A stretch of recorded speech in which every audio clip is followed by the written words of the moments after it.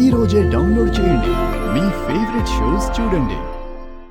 నేను అన్నయ్యలను గనక పిలవగలిగితే చెల్లెలిగా వాళ్ళకి భగిని హస్తభోజనం పెట్టినట్టు అవుతుంది. చిన్నన్నయ్య వదనను ఒకరినొకరు చూసుకునేలా చేసినట్టు అవుతుంది. వాళ్ళిద్దరిని కాసేపైనా దగ్గరగా ఉంచగలిగితే అపార్థాలు మనస్పర్ధలు పోయి వాళ్ళ ప్రేమలు ఆపేక్షలు బయటపడే ఛాన్స్ ఉంది.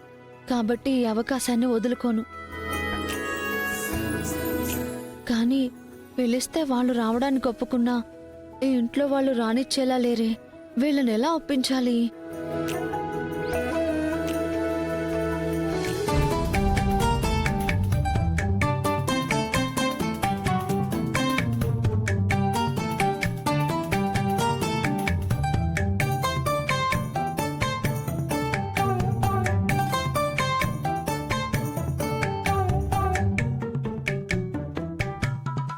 You ఏం డూయింగ్?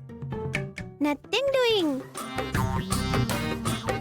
అవును ఫ్రెండు, నువ్వు మార్నింగ్ నుంచి కనిపించలేదేంటి ఫ్రెండు? చిన్న పనోటు ఉంటే బయటికి వెళ్ళానమ్మా. ఎందుకు? నాతో ఏమైనా పనుందా? ఉందని చెప్పు ఖుషి. నీతో పనుందంట ఫ్రెండు. ఏం పను? వదిన భగిని హస్తభోజనం పెడుతుంది. అవునవును, కీర్తి ఇందాకే నాతో చెప్పింది. నన్ను కూడా ఇంట్లోనే ఉండమంది.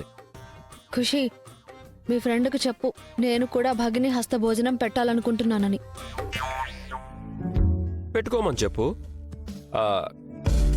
కానీ వాళ్ళ అన్నయ్యలు రావాలి కదా. మా అన్నయ్యలతో నేను మాట్లాడతానులే ఖుషి. కానీ వాళ్ళు రావడానికి ఈ ఇంట్లో వాళ్ళు ఒప్పుకోవాలి కదా. అది కూడా నిజమేలే. మా అన్నయ్యలు రావడానికి ఈ ఇంట్లో వాళ్ళని మీ ఫ్రెండ్ ఒప్పించాలి ఖుషి.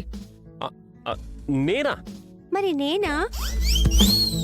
నువ్వే కదా ఫ్రెండు ఒప్పించాల్సింది. అలా అయితేనే మీ ఫ్రెండ్ వాళ్ళ చెల్లెలు పెట్టే భోజనం తినాలి. లేదంటే భోజనం చేయడానికి వీల్లేదని గట్టిగా చెప్పు ఖుషి. అర్థమైంది కదా ఫ్రెండు. ఇంత క్లియర్గా చెప్పిన తర్వాత అర్థం కాకుండా ఎలా ఉంటుందిలే ఖుషి.